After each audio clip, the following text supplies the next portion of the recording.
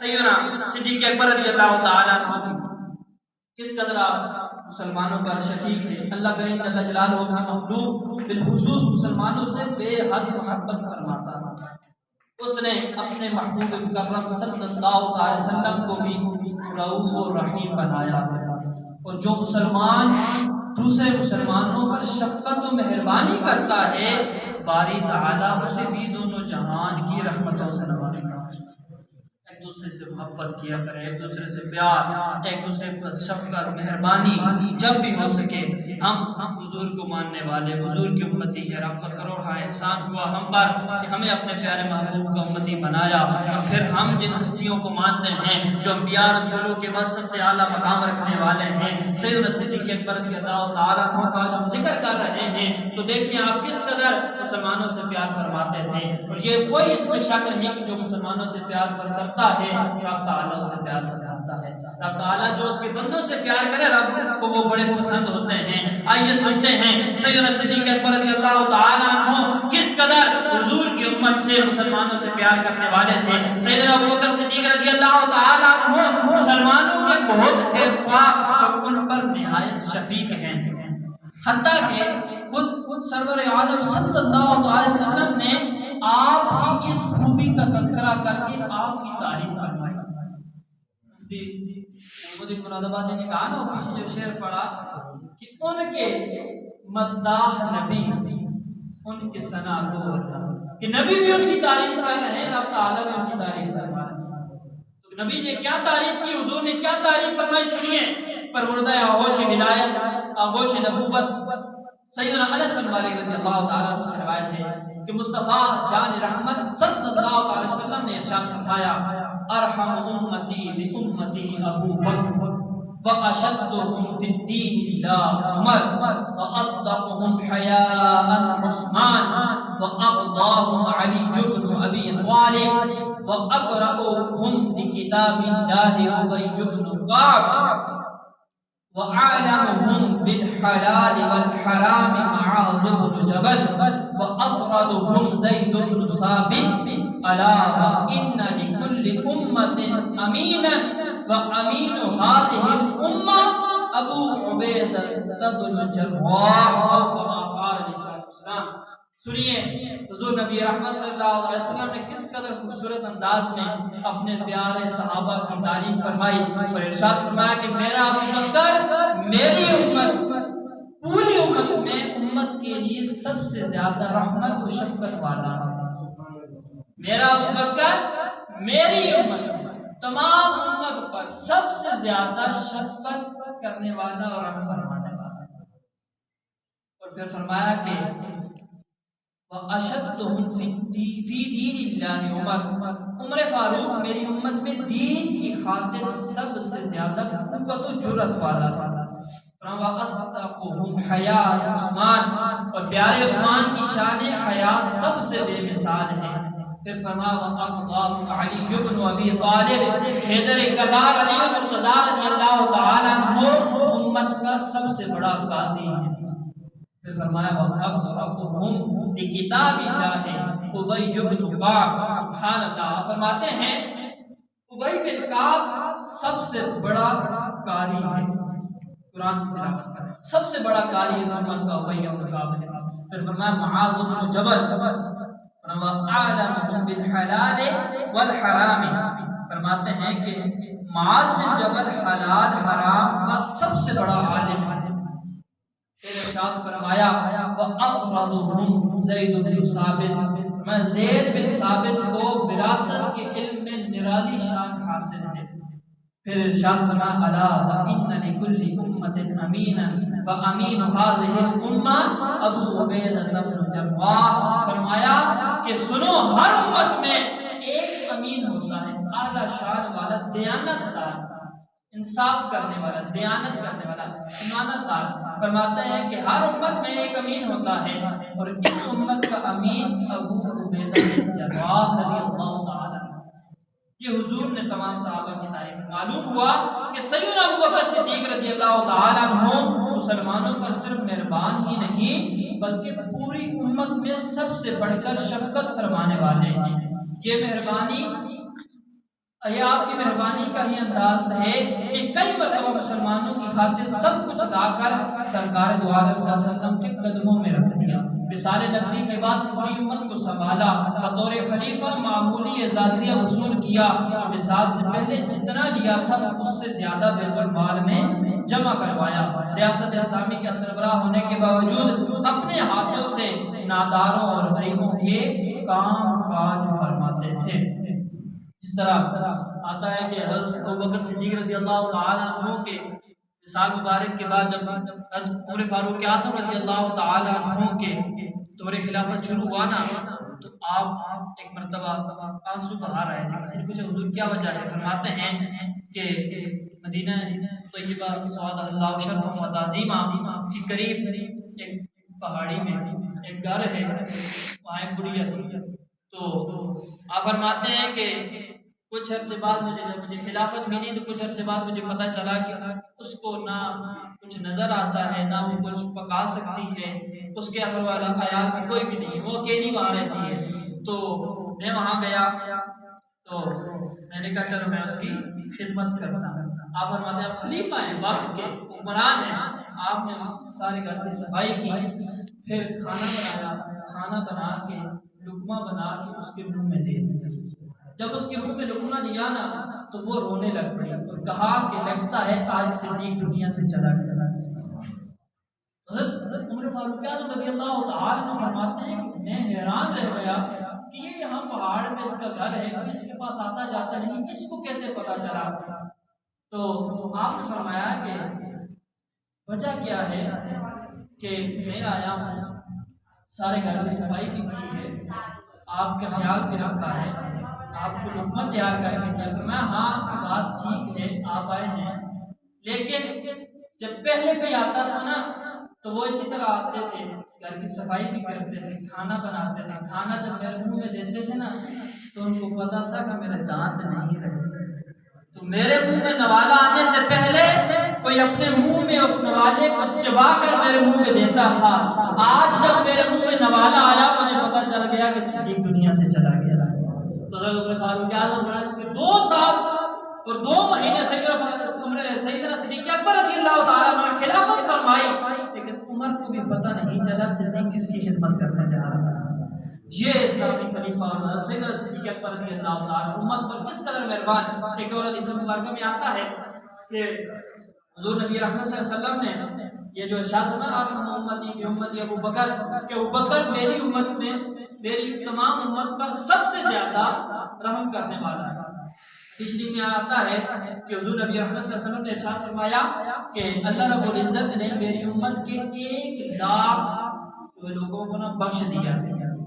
تو حضرت صدیق اکبر پاس تھے تو آپ نے سوچا 1 لاکھ امت ہوگی نہیں، امت تو آج پاکستان میں صرف 22 یا 24 کروڑ کے قریب ہے.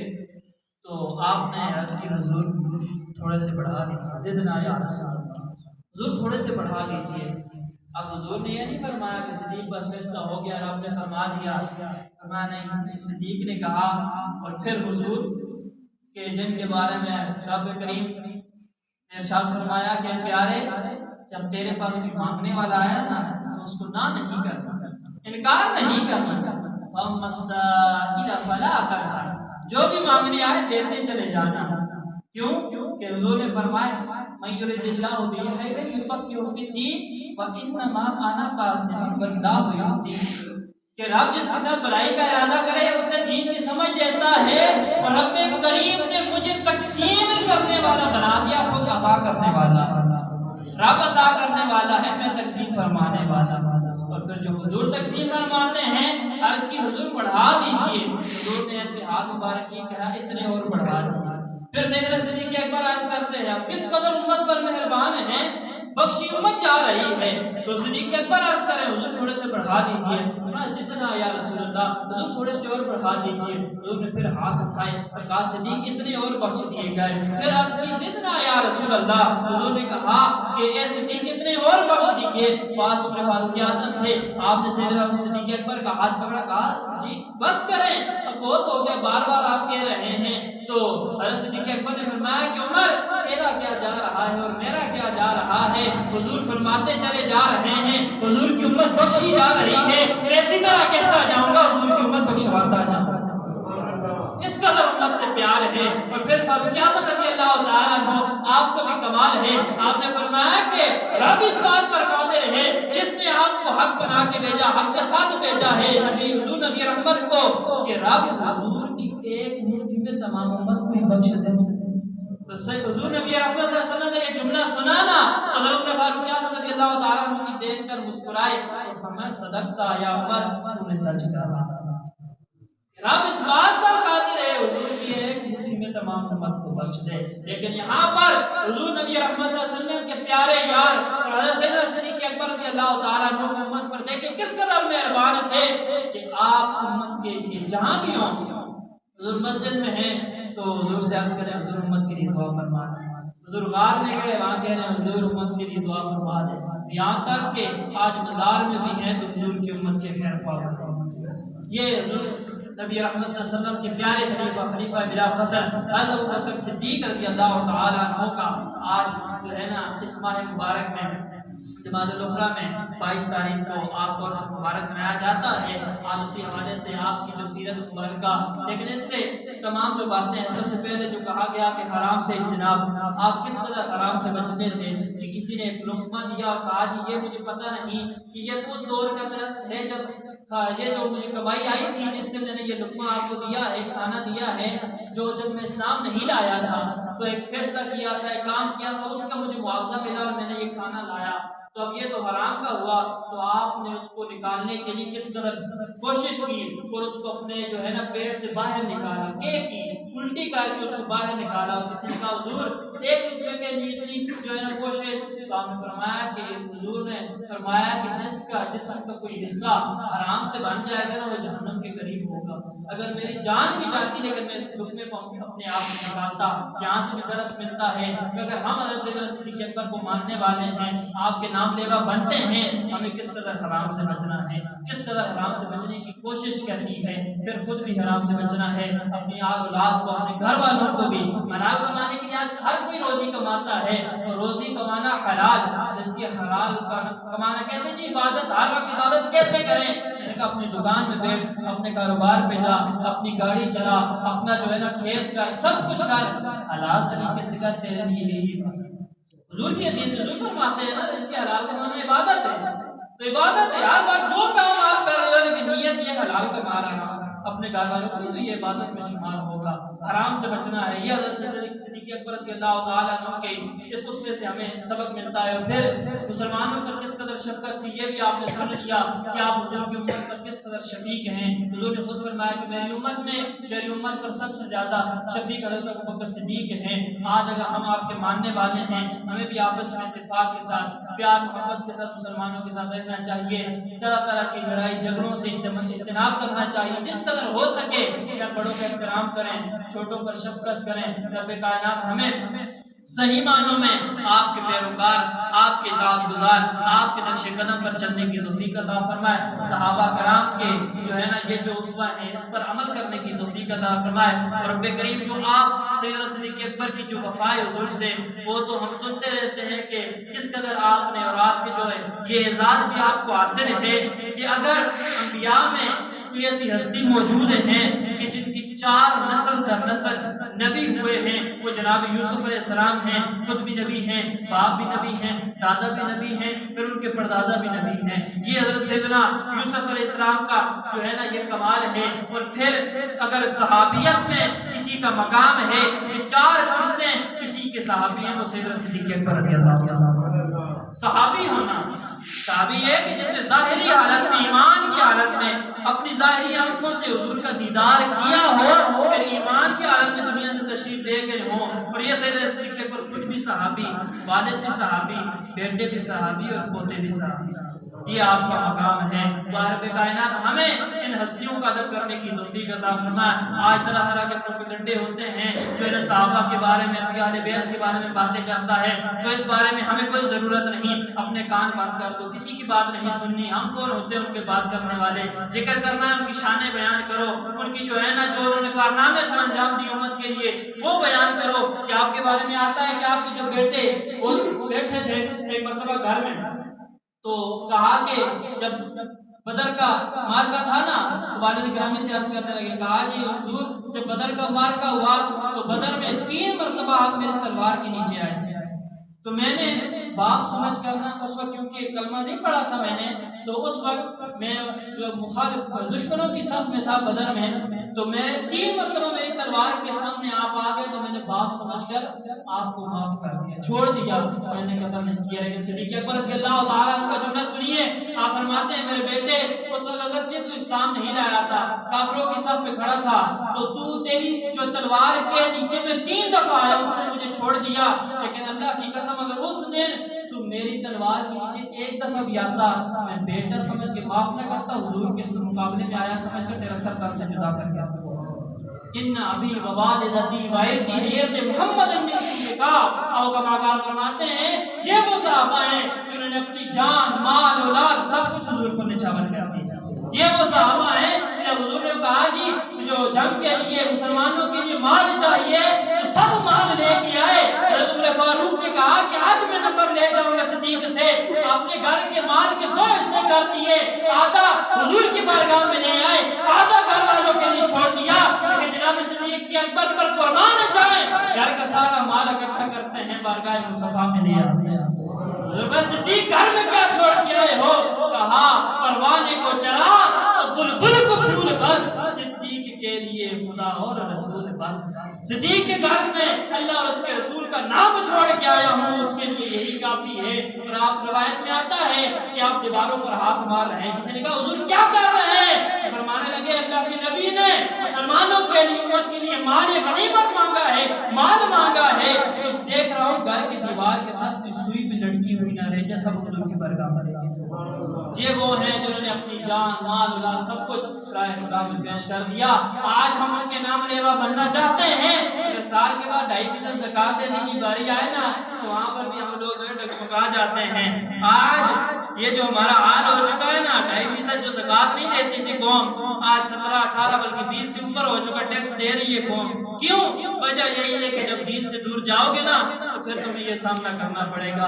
جب شریعت سے دور جاؤ گے، صحابہ کے نقش قدم سے ہٹ جاؤ گے نا، پھر یہی حال ہوگا جو آج اس امت کا ہو رہا ہے۔ تو رب کائنات ہمیں ہمارے ملک پاکستان کو استحکام نصیب فرمائے، ہمیں شریعت پر چلنے کی توفیق عطا فرمائے۔ جب خود شریعت پر چلیں گے نا پھر نظام بھی شریعت والا ہوگا۔ اپنا بھی حال نہیں ہے، دوسروں کو پیغام نہیں دے سکتے، پہلے اپنا حال سنواریں، شریعت پر عمل کریں، پھر دوسروں کو پیغام دیں، پھر دیکھیں کہ اسلامی نظام آئے گا، پھر دیکھیں کس طرح ہمارے گھر میں، ہمارے محلے میں، ہمارے جو ہے نا گاؤں میں، ہمارے شہر میں کس قدر خوشحالی آتی ہے۔ یہ مہنگائی، یہ جتنی بھی پریشانیاں سب ختم ہو جائیں گی، فقط کام کیا کرنا ہے؟ شریعت پر عمل کرنا ہے، شریعت کی طرف واپس آ جانا ہے۔ دعائے رب کائنات صحیح معنوں میں شریعت پر عمل کرنے کی توفیق عطا فرمائے۔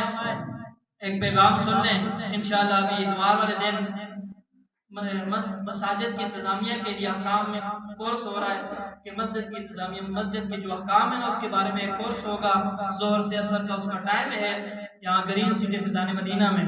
تو جو رکن شورا ہیں، ائمہ مساجد کے نگران جو شورا میں ہیں وہ تشریف لا رہے ہیں، تو اس میں مسجد کی انتظامیہ کو بھی ہم نے بتا دیا، وہ بھی جائیں گے ہمارے ساتھ، اور بھی جو اسلامی بھائی اس میں شرکت کرنا چاہیں ضرور، جو مسجد کے ساتھ اکثر وابستہ رہتے ہیں، کام کاج میں، نمازوں میں بھی اکثر حاضری ہوتی ہے، تو باقی بھی جو اس میں آنا چاہے ضرور اس میں شرکت کریں، مساجد کے حوالے سے، کچھ جو ہے صدقے کے حوالے سے، پھر جو ہے نا اخراجات کے حوالے سے، تعمیرات کے حوالے سے، کچھ جو ہے نا مدنی پھول ہوں گے وہ سنیں گے، اور کچھ جو حکم فرمائیں گے اس پر پھر عمل کرنا ہوگا۔ لیکن اس کے لیے کہ اتوار والے دن زور سے اثر تک وہاں پر گرین سٹی حاضری ہوگی. جو اسلام بھائی جانا چاہیں وہ اتوار والے دن تقریباً 1 بجے یہاں پر آ جائیں. پھر انشاءاللہ یہاں سے ہم انتظامیہ بھی جائے گی اور ہم بھی پھر جو اسلام بھائی جانا چاہیں ضرور اس میں شرکت کریں. دعائے رب کائنات ہمیں اپنے گھروں کو آباد رکھنے کی توفیق عطا فرمائے. جو کچھ بیان کیا گیا سنا گیا مالک کریم عمل کی توفیق عطا فرمائے. ما توفیقی الا باللہ. سنت شریف.